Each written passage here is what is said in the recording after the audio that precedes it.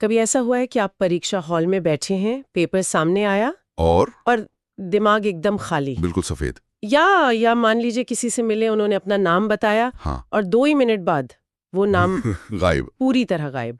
हम सब उस पल में रहे हैं ना, और बस सोचते रहते हैं मेरी याददाश्त इतनी खराब क्यों है। और यही सोच सबसे बड़ी गलतफहमी है।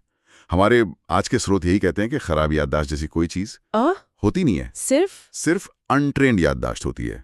हमारी याददाश्त कोई पत्थर की लकीर नहीं है। बिल्कुल। और आज की हमारी चर्चा का मिशन इसी धारणा को तोड़ना है। हाँ। हम ये गहराई से समझेंगे कि याददाश्त असल में एक मांसपेशी की तरह है। हाँ, जिसे सही ट्रेनिंग की जरूरत है। ये सिर्फ रट्टा मारने के बारे में नहीं है, बल्कि दिमाग की उसकी असली ताकत को अनलॉक करने के बारे में है। सच तो ये है कि हम सब एक मेंटल एथलीट बनने की क्षमता के साथ पैदा हुए हैं। समस्या ये है कि हम अपने दिमाग का इस्तेमाल एक वेयर हाउस की तरह करते हैं। वेयर हाउस मतलब चीजें बस यहाँ वहाँ फेंक दी जाती हैं, जबकि इसे एक लाइब्रेरी की तरह इस्तेमाल करना चाहिए, जहाँ हर जानकारी सही जगह पर सही तरीके से रखी हो। अच्छा, तो याददाश्त को ट्रेन करने से पहले ये समझना जरूरी है कि ये काम कैसे करती है। इसके 3 मुख्य चरण हैं। एनकोडिंग मतलब जानकारी को समझना। हाँ, समझना और दिमाग में दाखिल करना। फिर आता है स्टोरेज, यानी उसे सहेजना।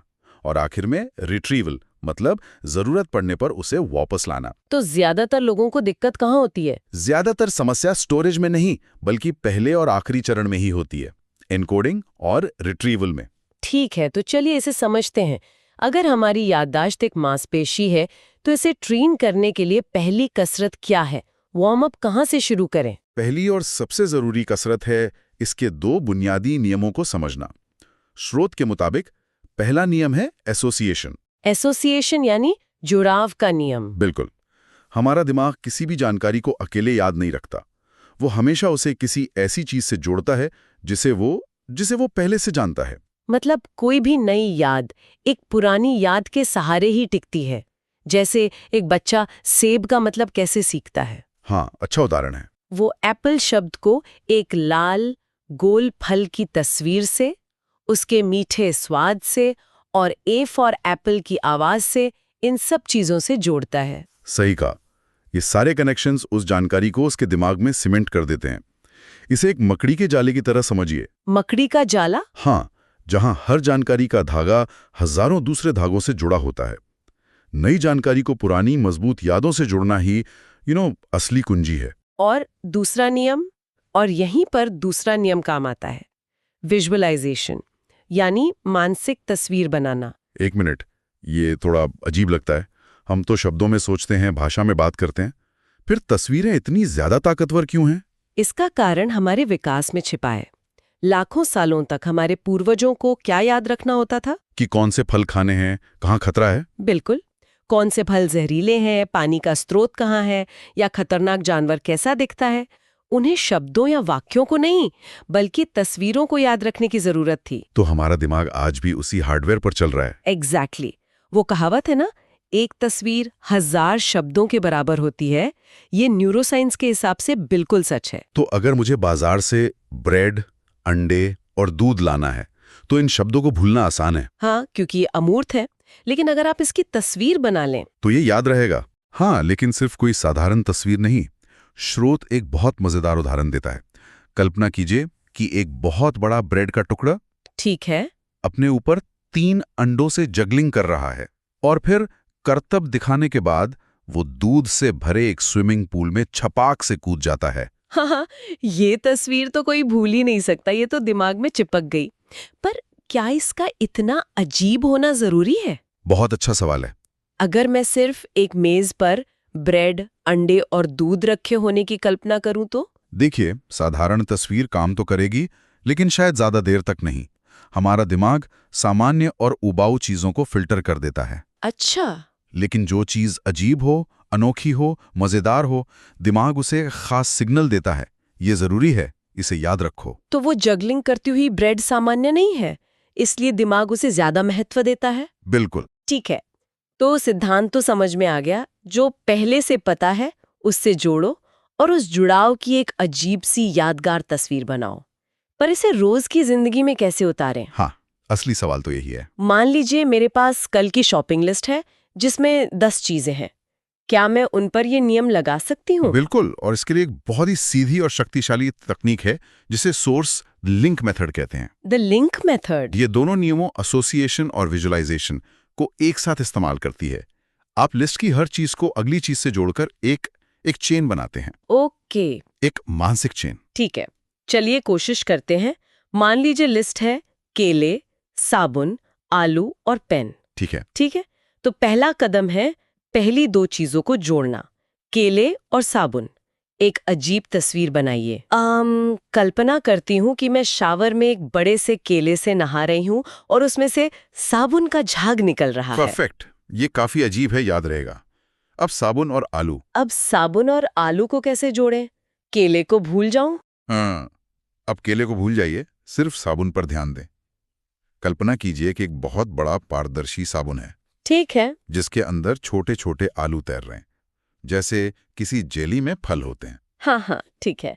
और फिर आलू और पेन? अब सोचिए कि आप एक आलू को चाकू से नहीं बल्कि एक फाउंटेन पेन से छील रही हैं और उसके छिलके की जगह नीली स्याही निकल रही है। ये दिलचस्प है। तो अब एक अटूट मानसिक चेन बन गई है। बाजार पहुंचकर सिर्फ पहली चीज यानी केले को याद करना है। और केला साबुन की याद दिलाएगा, साबुन आलू की, और आलू पेन की। लेकिन ये चेन कितनी लंबी हो सकती है? क्या 50 चीजों की लिस्ट के लिए भी ये काम करेगा? ये इसकी एक सीमा है। 15-20 चीजों के लिए बेहतरीन काम करता है, लेकिन उससे ज्यादा होने पर चेन के बीच में से टूटने का खतरा रहता है। तो फिर? और यहीं पर मेमोरी एथलीट्स और इतिहास के महान वक्ता एक ज्यादा मजबूत तकनीक का इस्तेमाल करते आए हैं। कौन सी? जिसे स्रोत कहते हैं। यादाश्त का महल। द लोकी मेथड या मेमोरी पैलेस। हाँ, मैंने इसके बारे में सुना है। ये वही तकनीक है जिसे प्राचीन ग्रीस और रोम के वक्ता बिना किसी नोट्स के घंटों तक भाषण देने के लिए इस्तेमाल करते थे।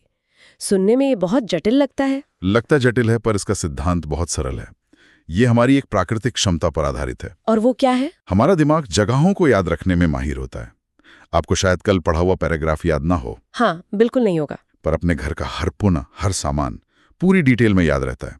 मेमोरी पैलेस इसी स्पेशल मेमोरी का इस्तेमाल करता है। 1 मिनट, तो क्या इसके लिए मेरा घर बहुत साफ सुथरा होना चाहिए?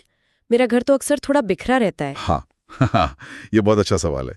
असल में घर का बिखरा होना भी फायदेमंद हो सकता है, क्योंकि आपका दिमाग उस बिखरेपन को भी याद रखता है। अच्छा। प्रक्रिया बहुत सीधी है। पहले अपने घर जैसी किसी जानी पहचानी जगह में एक निश्चित रास्ता तय करें। जैसे मुख्य दरवाजा। ठीक है, मेन डोर, फिर लिविंग रूम का सोफा, फिर टीवी और फिर डाइनिंग टेबल। ये आपके महल के कमरे या लोकी हैं। ठीक है, रास्ता तय हो गया। अब उस शॉपिंग लिस्ट का क्या करें? केले, साबुन, आलू, पेन। अब मिस लिस्ट के हर आइटम को रास्ते की हर लोकेशन पर एक अजीब सी तस्वीर में रख दें। जैसे कल्पना करें कि आपके मुख्य दरवाजे के हैंडल की जगह हजारों केले लटक रहे हैं। ठीक है। फिर आप आगे बढ़ती हैं और देखती हैं कि सोफे पर एक बहुत बड़ा साबुन बैठकर टीवी देख रहा है। हाँ। टीवी के स्क्रीन पर आलू की एक फसल उग रही है और डाइनिंग टेबल पर लाखों पेन करीने से सजे हुए हैं। समझ गई। तो अब लिस्ट को याद करने के लिए मुझे उस चेन को याद करने की जरूरत नहीं है। मुझे बस अपने दिमाग में उस रास्ते पर चलना है। एग्जैक्टली। मैं जैसे ही मुख्य दरवाजे पर पहुंचूंगी, केले याद आ जाएंगे। सोफे पर पहुंचूंगी तो साबुन। ये कमाल है। मतलब ये तो किसी भी चीज को सीखने का एक पूरा ढांचा बन सकता है। बिल्कुल। ये जानकारी को स्टोर करने का एक व्यवस्थित तरीका है। आप अलग अलग विषयों के लिए अलग अलग महल बना सकते हैं। ये सब बहुत प्रभावशाली है। लेकिन उन सामाजिक स्थितियों के बारे में क्या जहां हम किसी का नाम भूल जाते हैं? ये सबसे शर्मिंदा करने वाले पलों में से एक होता है। हाँ, ये तो है। नामों को भूलने की वजह यह है कि वो अमूर्त होते हैं। हिमांशु शब्द का कोई विजुअल मतलब नहीं होता। तो तकनीक वही है। नाम को एक तस्वीर में बदलो। हाँ, और उसे उस व्यक्ति के चेहरे की किसी खासियत से जोड़ दो। जैसे हिमांशु नाम सुनकर हिम यानी बर्फ याद आता है। अगर उस व्यक्ति की नाक थोड़ी लंबी है तो कल्पना करें कि उसकी लंबी नाक पर बहुत सारी बर्फ जमी हुई है। हाँ, ये तो बहुत मजेदार है, लेकिन थोड़ा अजीब भी है।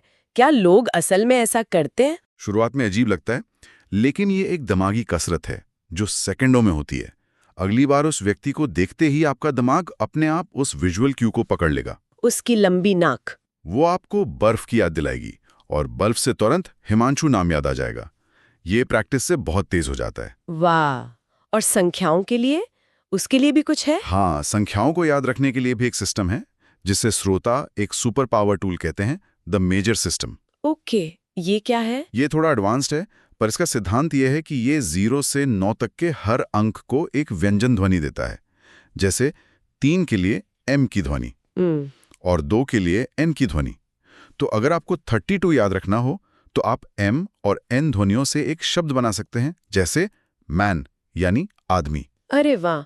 तो 32 जैसी एक अमूर्त संख्या एक आदमी की ठोस तस्वीर बन गई, जिससे मैं अपने मेमोरी पैलेस में कहीं भी रख सकती हूँ। बिल्कुल। ये सिस्टम सीखने में समय लगता है, पर एक बार महारत हासिल हो जाए तो फोन नंबर, पासवर्ड, ऐतिहासिक तारीखें, कुछ भी याद रखना बच्चों का खेल हो जाता है। तो ये सारी तकनीकें अविश्वसनीय हैं, लेकिन मुझे लगता है कि इन सब के पीछे एक चीज है जिसके बिना ये सब बेकार है, वो है फोकस। आपने बिल्कुल सही नस पकड़ी है। ऐसा लगता है कि इन सभी तकनीकों के लिए जबरदस्त एकाग्रता की जरूरत होती है, लेकिन आज की दुनिया में वो एकाग्रता कहाँ से लाएं? श्रित, फोकस को अल्टीमेट वेपन कहते हैं। जिसे हम मल्टीटास्किंग कहते हैं, वो एक मिथक है। हमारा दिमाग एक बार में एक ही चीज पर ध्यान दे सकता है। तो इसका समाधान क्या है? फोन को तिजोरी में बंद कर दें? वो एक तरीका हो सकता है, लेकिन एक ज्यादा व्यावहारिक तकनीक है पोमोडोरो। पोमोडोरो? हाँ, 25 मिनट के लिए टाइमर लगाकर बिना किसी भटकाव के सिर्फ एक काम पर ध्यान दें और फिर 5 मिनट का ब्रेक लें। यह दिमाग को छोटी छोटी स्प्रिंट्स के लिए प्रशिक्षित करता है। सही है, लेकिन उन 25 मिनटों में भी अगर दिमाग थका हुआ हो तो फोकस करना नामुमकिन है। तो क्या हमारे दिमाग के लिए सही ईंधन भी जरूरी है? बिल्कुल। अब एक बेहतरीन इंजन में खराब तेल तो नहीं डाल सकते। तो हमारे दिमाग के लिए सही ईंधन क्या है? सबसे जरूरी 3 ईंधन है: नींद, आहार और व्यायाम। सबसे जरूरी है नींद। नींद? हाँ, जब हम सो रहे होते हैं तभी हमारा दिमाग दिन भर की यादों को शॉर्ट टर्म से लॉन्ग टर्म मेमोरी में भेजकर उन्हें पक्का करता है। कम नींद का मतलब है अधूरी या कमजोर यादें। और आहार, क्या सच में कुछ ब्रेन फूड्स होते हैं? हाँ बिल्कुल। ओमेगा 3 फैटी एसिड्स जो अखरोट और मछली में मिलते हैं, एंटीऑक्सीडेंट्स जो जामुन और हरी सब्जियों में होते हैं। और व्यायाम? हाँ, और अंत में नियमित व्यायाम। जब हम व्यायाम करते हैं तो मस्तिष्क में रक्त का प्रवाह बढ़ता है, जिससे उसे ज्यादा ऑक्सीजन और पोषक तत्व मिलते हैं। तो कुल मिलाके जो बात सबसे ज्यादा प्रभावित करती है वो ये है कि याददाश्त कोई जन्मजात उपहार नहीं, बल्कि एक विकसित किया जाने वाला कौशल है। बिल्कुल। एसोसिएशन और विजुअलाइजेशन इसके 2 मूल स्तंभ हैं, और लिंक मेथड या मेमोरी पैलेस जैसी तकनीकें अविश्वसनीय रूप से शक्तिशाली हैं, बशर्ते उन्हें फोकस और एक स्वस्थ जीवन शैली का सहारा मिले। आप एक बेहतरीन याददाश्त का निर्माण नहीं कर सकते अगर आपकी नींव भी कमजोर हो। और ये सिर्फ परीक्षा पास करने या नाम याद रखने के बारे में नहीं है। ये तेजी से सीखने, अधिक आत्मविश्वासी बनने और अपने जीवन को ज्यादा स्पष्ट रूप से अनुभव करने के बारे में है ना? बिल्कुल। एक प्रशिक्षित याददाश्त जिंदगी को धुंधली यादों के कलेक्शन से बदलकर एक हाई डेफिनेशन मूवी बना देती है। वाओ! और अंत में श्रोताओं के लिए एक विचार। स्रोत हमें बताता है कि निरंतर अभ्यास से कोई भी मेमोरी एथलीट बन सकता है, लेकिन ये सिर्फ जानकारी को याद रखने से कहीं ज्यादा है। तो फिर क्या है? असली सवाल ये है, अगर हम अपने दिमाग को इस तरह प्रशिक्षित करना शुरू कर दें, तो हम ज्ञान की कौन सी नई दुनिया को अनलॉक कर सकते हैं? कौन सा नया कौशल, कौन सी नई भाषा या कौन सा जटिल विषय है जो अचानक हमारी पहुंच में आ सकता है? मतलब याददाश्त को प्रशिक्षित करना असल में सीखने की क्षमता को ही प्रशिक्षित करना है। बिल्कुल। और जब आप ये सीखते हैं कि कैसे सीखना है, तो आपके लिए संभावनाओं की कोई सीमा नहीं रहती।